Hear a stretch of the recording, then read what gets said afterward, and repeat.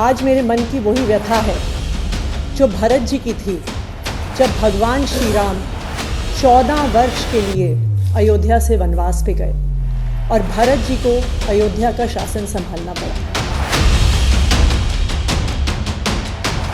जिस तरह भरत जी ने 14 साल तक भगवान श्री राम की खड़ाऊ रखकर अयोध्या का शासन संभाला, उसी तरह से आने वाले 4 महीने के लिए मैं दिल्ली सरकार चलाऊंगी। अरविंद केजरीवाल भले ही दिल्ली के मुख्यमंत्री न रहे हों, उनकी जगह आतिशी ने मुख्यमंत्री की कुर्सी संभाल ली है। लेकिन ये सभी जानते हैं कि आतिशी चंद महीनों की ही सीएम हैं। उन्होंने कुर्सी संभालते हुए भी अरविंद केजरीवाल के लिए एक कुर्सी खाली छोड़ दी थी। मैं आज ये जरूर कहना चाहती हूँ आम आदमी पार्टी के सभी विधायकों की तरफ से, दिल्ली की 2 करोड़ जनता की तरफ से, कि दिल्ली का एक ही मुख्यमंत्री है और उस मुख्यमंत्री का नाम अरविंद केजरीवाल है। मेरा अपने सभी कार्यकर्ताओं से, सभी विधायक साथियों से, दिल्ली के लोगों से बस एक ही अनुरोध है, आप में से कोई मुझे बधाई मत दीजिएगा। और मैं दिल्ली के लोगों की तरफ से फिर से एक बार ये कहूँगी कि वो जल्द ही आने वाले चुनाव के बाद अरविंद केजरीवाल जी को अपना मुख्यमंत्री देखना चाहते हैं। बहरहाल अरविंद केजरीवाल चुनावी मोड में आ चुके हैं। सड़क पर अरविंद केजरीवाल का पुराना अंदाज नजर आ रहा है, जो उनकी पहली सरकार के कार्यकाल में या आंदोलन के बाद वाले दिनों में दिखाई दिया करता था। अरविंद केजरीवाल के साथ सीएम आतिशी भी थी, लेकिन वो केजरीवाल के पीछे थी। मोर्चा संभाल रखा था अरविंद केजरीवाल ने। हम आपको वो पूरा वीडियो दिखाते हैं जिसमें अरविंद केजरीवाल सीएम आतिशी के साथ दिल्ली यूनिवर्सिटी नॉर्थ कैंपस के इलाके में टूटी सड़कों पर जवाबदेही लेने पहुंचे। अरविंद केजरीवाल के साथ में थी सीएम आतिशी और पूर्व डिप्टी सीएम मनीष सिसोदिया। ये सड़क बनेगी इतना ही होगा, इसमें मर्ज कर देंगे पैच को ताकि लगे ना, तो इसको थोड़ा खोद के करेंगे ताकि बराबर हो जाए।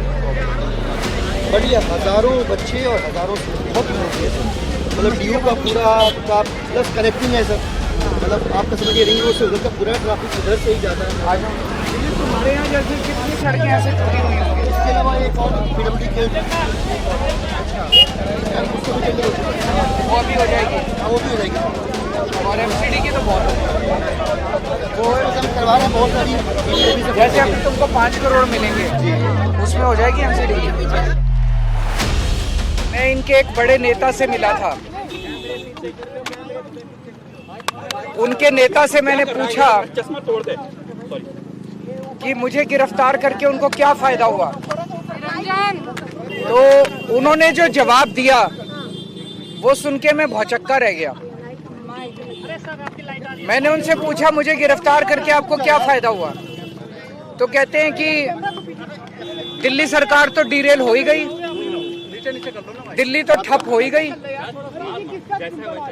मुझे उनका जवाब सुन के बहुत दुख हुआ और बहुत शौक लगा कि क्या मुझे गिरफ्तार करने का उनका मकसद दिल्ली को ठप करना था? क्या मुझे गिरफ्तार करने का मकसद उनका दिल्ली सरकार को डीरेल करना था? क्या मुझे गिरफ्तार करने का उनका मकसद दिल्ली के लोगों को तकलीफ पहुंचाना, मुश्किलें पैदा करना था दिल्ली के लोगों के लिए? मैं दिल्ली के लोगों को कहना चाहता हूं कि मैं अब आ गया हूं, वो चिंता ना करें। जितने रुके हुए काम थे वो दोबारा शुरू होंगे, जितनी उनकी समस्याएं हैं उन समस्याओं को ठीक किया जाएगा।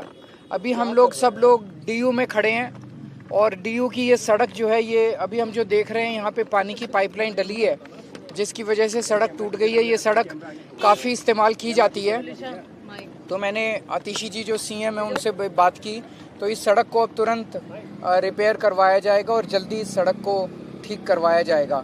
और भी जितनी सड़कें हैं दिल्ली की उनके ऊपर भी हम लोग मुआयना करेंगे और उनका भी हम रिपेयर का काम शुरू कराएंगे।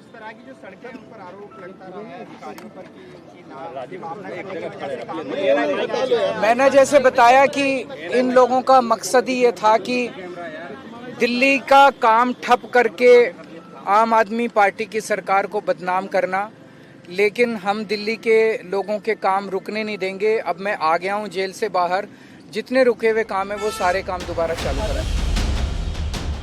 ना तो आतिशी ये याद दिलाना भूल रही हैं कि मुख्यमंत्री की कुर्सी के असली हकदार अरविंद केजरीवाल ही हैं और ना ही केजरीवाल ने ही बैकग्राउंड में जाना स्वीकार किया है। जाते जाते आपको उस चर्चित वीडियो के साथ छोड़े जा रहे हैं जब आतिशी ने मुख्यमंत्री की कुर्सी संभालते हुए एक कुर्सी खाली रख छोड़ी थी अरविंद केजरीवाल के लिए। मैंने दिल्ली के मुख्यमंत्री का कार्यभार संभाला है, जिम्मेदारी संभाली है। आज मेरे मन की वही व्यथा है जो भरत जी की थी जब भगवान श्री राम 14 वर्ष के लिए अयोध्या से वनवास पे गए और भरत जी को अयोध्या का शासन संभालना पड़ा।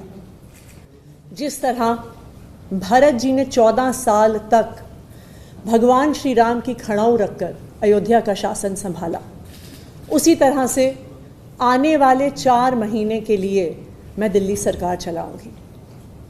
भगवान श्री राम ने अपने पिताजी द्वारा दिए गए एक वचन को निभाने के लिए 14 साल का वनवास स्वीकार किया।